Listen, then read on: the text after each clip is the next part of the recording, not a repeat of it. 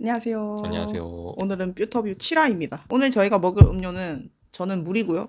전 펩시 제로입니다. 원래 남편이 맥주를 먹겠다고 했는데 못 참고 아까 맥주 먹어버렸죠. 따세요. 똘칵! 네, 짠.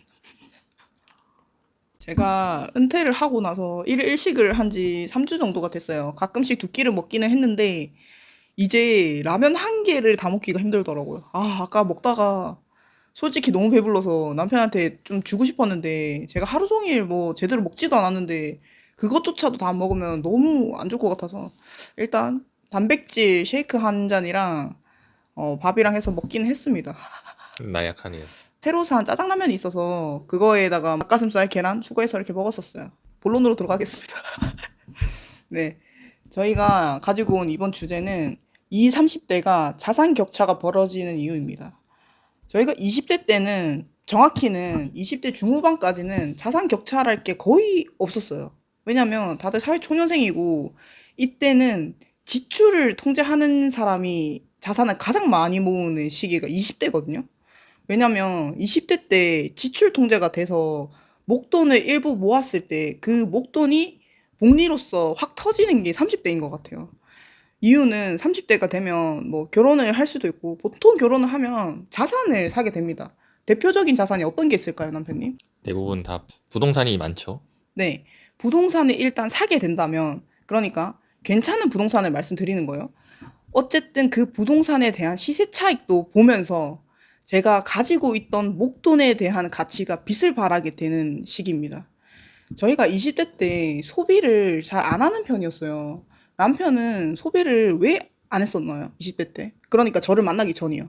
만나고 나서랑 만나기 전이랑 별 차이가 없긴 한데 저는 돈 쓰는 거에 재미가 별로 없었습니다. 게임 현질은 많이 하셨잖아요. 게임 현질은 그때는 별로 안 했었어요. 결혼하고 스트레스 때문에 많아진 거예요? 그건 말하지 않겠습니다. 저번에 많이 하실 때 40만 원까지 한 거 본 거 같은데.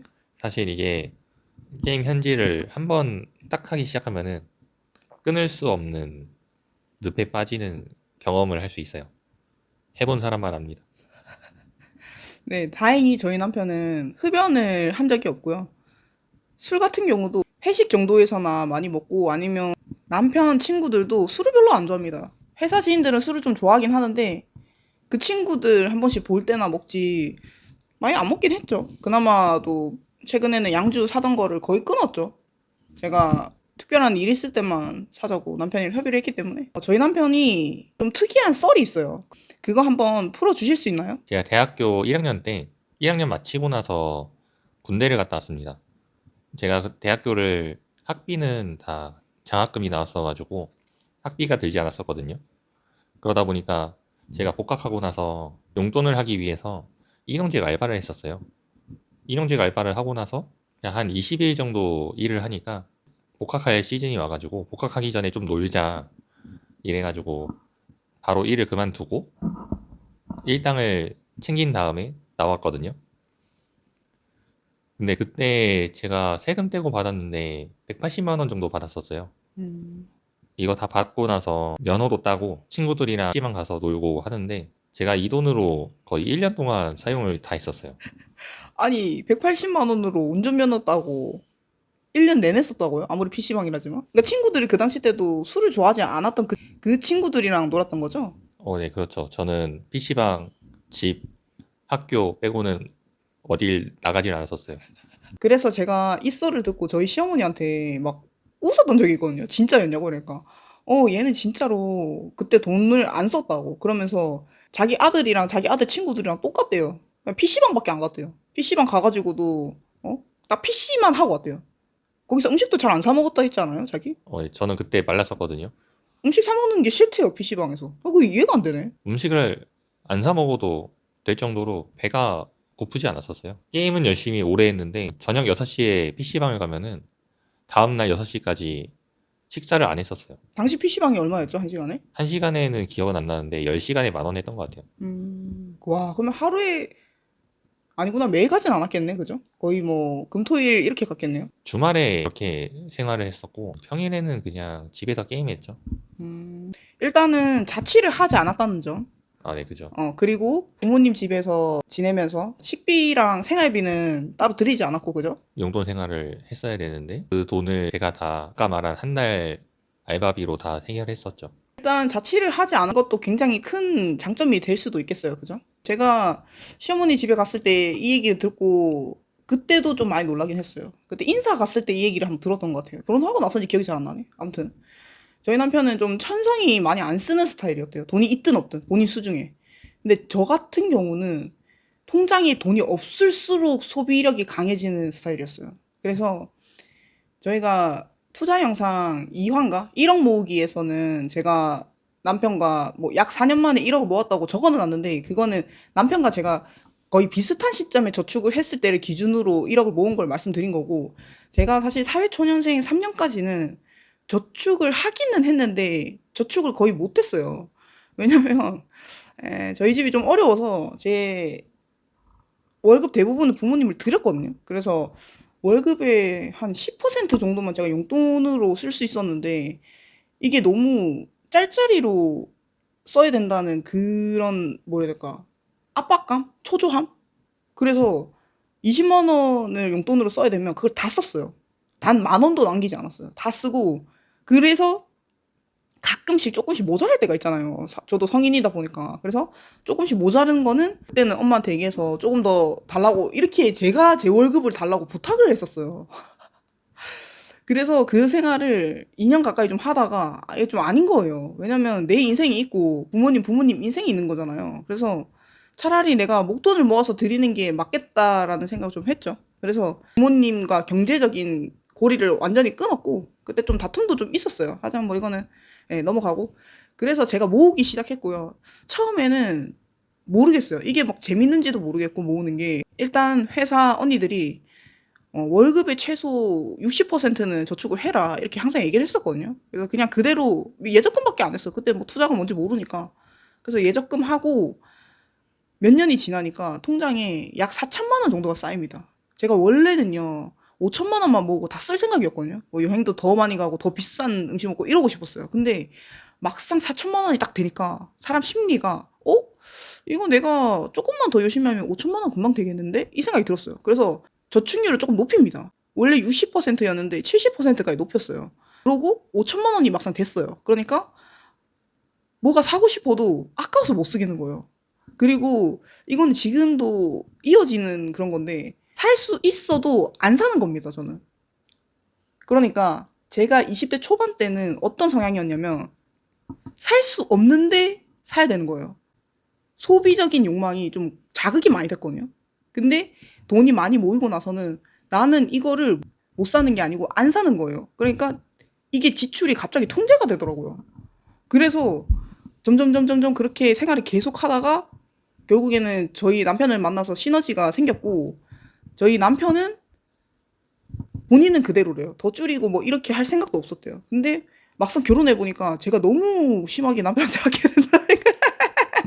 아니 스트레스 받았다는 거예요. 그래서 아니 근데 결국에는 결론적으로 얘기하면 그런 과정이 있었기 때문에 저랑 남편의 지금의 자산이 있을 수 있었다. 뭐 이렇게 얘기하는 거예요. 그래서 20대 때는 뭐냐? 지출이 통제가 되는 사람이 자산을 빨리 모을 수 있고요. 30대가 됐을 때는 결혼을 한 사람이 자산을 조금 더 많이 모을 확률이 높습니다.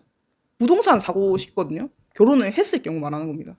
보통 혼자 산다고 했을 때는 저희 남편은 평생 혼자 살 생각했을 때 어떤 집을 사고 싶었죠? 저는 그 투베이라고 하나요? 거실이랑 방 하나 있는 거요. 네.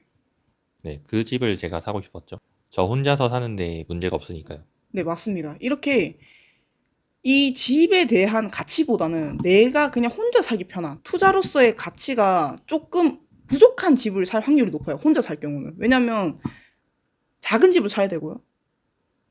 혼자 살기 때문에 대출을 너무 내기가 좀 그래요. 그래서 안락함을 우선하다 보니까 좀 투자랑은 거리가 멀어지는 그런 부동산을 매입하게 될 확률이 높거든요.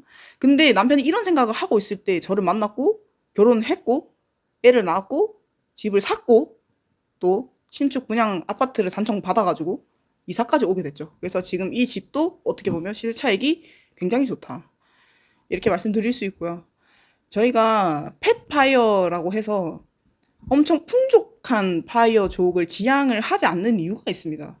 왜냐면 펫파이어가 되면 좋긴 한데 사람이 소비라는 게 한 번 커지면 줄이기가 굉장히 힘들거든요. 근데 저희는 원래도 소비를 그렇게까지 많이 하는 사람은 아니었어요. 그래서 소비를 줄이는데 스트레스가 남편 있었다고 했지만 저는 없거든요. 이런 거예요. 그렇기 때문에 펫파이어를 처음부터 지향을 하는 것보다는 은퇴의 마지노선 정도를 지켜서 좀 아껴서 사는 삶을 5년에서 10년 정도는 하다 보면 결국에는 내 자본 소득이 늘어날 수밖에 없는 구조를 만들어야 되는 거거든요. 그러니까 그 구조를 만들어 놓으면 5년에서 10년 안에는 자산도 많이 불어나 있을 거고 제 나이도 먹음에 따라서 그때가 돼서는 펫파이어가 될 수도 있는 거겠죠. 한국 사람들이 생각하는 파이어는 대부분이 펫파이어기 때문에 저희가 생각하는 파이어랑은 조금 거리감이 있는 거는 사실입니다. 저희는 월 현금 흐름을 크게 만들어도 그거를 절대 다 쓸 생각이 없고요.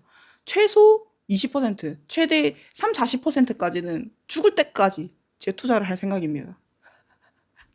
죽을 때까지 재투자를 해야만 저희가 하고 싶은 일만 하면서 살 수 있는 거거든요. 재투자를 하지 않고 다 쓴다면 저희도 펫파이어일 수도 있어요. 대신에 20년, 30년 뒤에는 다시 일을 해야 될 수도 있겠죠. 고갈이 될 수 있기 때문에 자산이. 남편 같은 경우는 파이어라고 했을 때 그냥 일하지 않는 정도로 생활하면서 은퇴하는 거지 이렇게 생각했거든요. 근데 저도 이 파이어의 종류가 굉장히 다양하다는 거를 알고는 있었어요. 근데 남편과 저의 이제 생각이 차이인 거죠. 저는 그래도 좀 계획을 어느 정도는 해서 살고 싶다. 그래서 지금 제가 은퇴를 먼저 했잖아요. 그러고 제가 생활을 해보고 있고, 그리고 일일 일식도 해보고, 저희 남편이 뭘 좋아하는지, 어떤 음식을 좋아하는지를 지금 제가 계속 좀 레시피를 연구를 하고 있어요. 왜냐면 이 생각보다 음식을 굉장히 쉽게 질려 하거든요. 그래서 한 가지 음식을 일주일 동안 먹지를 못해요. 그게 좀 걱정이 돼가지고 요리 레시피 공부를 좀 많이 하고 있습니다, 제가. 그리고 네, 제가 국장 커버드콜 3세대 위클리 타겟 200을 매수를 했습니다. 당연히 제가 사면 무조건 주식 떨어진다고 했죠. 지금 마이너스 10몇 퍼센트 이상 났어요. 그런데 저는 오히려 다행이라고 생각해요. 왜냐? 저희 남편과 제가 동시에 은퇴를 해서 동시에 목돈이 생긴 걸 동시에 타겟 200에 넣었으면 지금 몇 억이라는 돈이 마이너스 10% 넘게 빠졌다는 소리이기 때문에 저 혼자서 일단 실험을 하고 있는 거거든요. 그리고 한 7천만 원 정도가 들어갔고 예상 배당금은 세후 약 100만 원 초반 정도 됩니다. 제가 이번에 느낀 거는 타겟 200이라는 이 커버드 콜이 뭐 좋은 건 알아요. 세금 절세도 많이 되고. 그런데 변동성이 이게 무지막지하네요. 이게 차트만 보셔도 아실 거예요. 변동성이 너무 무지막지하기 때문에 은퇴자인 입장에서는 이거를 투자로 절대 들어가면 안 될 것 같아요. 이게 살짝 와전될 수 있는데 사실은 코스피 200이 이렇게 변동성이 심하지 않았습니다. 대부분 행보장이긴 했죠. 근데 지금 최근에 들어가니까 변동성이 엄청 심해졌잖아요. 그냥 그대로 받고 있는 겁니다. 그렇죠. 그래서 제가 남편이랑도 얘기를 해봤거든요. 그래서 우리가 남편과 제가 완벽하게 둘 다 파이어가 됐을 때는 제 생각이에요. 타겟 200에 많은 자산을 넣는 건 너무 위험한 것 같습니다. 왜냐면 변동성이 너무 크고요. 그렇다는 건 안전자산에 결국엔 투자를 또 하는 게 맞다는 결론이 도달을 하거든요. 그게 뭐냐? 한국에서 절대 망할 수 없는 거. 어떤 거죠? 한국에서만 안 망하는 게 아니라 이건 전 세계적인 거랑 똑같은데 사실 금융주가 되게 안정적이죠. 네. 제가 한국에서라고 표현한 이유는 절세 때문입니다. 외국 금융 주식을 사게 되면 그 배당금은 무조건 세금 15.4%를 떼기 때문에 제가 한국에서 절대 망할 수 없는 카테고리를 말씀드린 거고 그건 아, 금융입니다. 그렇군요. 우리나라는. 예. 건설도 아니에요. 건설은 경기를 너무 많이 타요. 생각보다. 건설은 원래 테마주죠. 네. 건설을 테마주기 때문에 저희는 둘 다 완전히 은퇴한다 하면 6, 70%. 70%까지도 금융 커버드 콜에 들어가는 게 좀 더 안정감이 있을 것 같아요. 제 생각은. 그렇죠. 네. 금융 고배당 탑 10 커버드권입니다. 네. 여기에 60% 내가 더 안정형이고 싶다 하면 70%까지 들어가고 한 30%에서 40%가 위클리 타겟 200 정도에 들어가는 게 좀 적절한 배분이지 않을까 싶습니다. 게다가 저희가 부부잖아요. 그래서 한 사람이 다 커버드 콜을 사게 되면 연 1,000만 원 배당이 넘어가서 건보료를 8% 이상 떼일 수도 있습니다. 그래서 그거를 계산을 잘 하셔서 부부가 각자 좀 동일한 비율로 사가는 게 맞는 것 같습니다. 커버드 콜을. 아마 다음 주쯤에 제 커버드 콜 배당금이 입금이 될 것 같은데요. 그 배당금 입금된 거를 기반으로 위클리 타겟 200 차트랑 해서 저희가 아는 선에서 설명을 좀 한 번 더 드릴 수 있도록 하겠습니다. 저희가 이 영상을 찍는 건 국장 커버드 콜 3세대를 사라고 말씀드리는 게 아니에요. 은퇴를 하는 방법 중에 커버드 콜이라고 하는 절세를 하면서 배당금을 받을 수 있는 이런 종목이 있다는 거를 설명드리고 싶어서 찍는 거예요. 당연히 뭐 더 다른 좋은 주식이 있는 거를 모르는 건 아닙니다. 하지만 저희와 조금 성격이 안 맞는 거를 가끔씩 추천해 주시는 분들이 있기 때문에 어디까지나 참고용으로만 봐주시면 좋을 것 같아요. 저희가 다음 주에도 또 재밌고 유익한 삐터뷰로 돌아오도록 할 거고요. 제가 지금 브이로그를 안 찍고 있어요. 왜 안 찍고 있냐? 똑같은 내용밖에 없어요. 그냥 집에서 안 나가고 밥 한 끼 먹고 잠자고 제가 하고 싶은 일밖에 네, 그래가지고 좀 더 좀 특이한 일이 생긴다면 약간 1일 브이로그 느낌으로 다음번부터는 좀 찍어서 업로드 해보도록 하겠습니다. 기다려주셔서 감사합니다. 내용이 유익하셨으면 댓글, 구독, 알람 설정까지 부탁드립니다. 하나, 둘, 셋, 안녕. 안녕.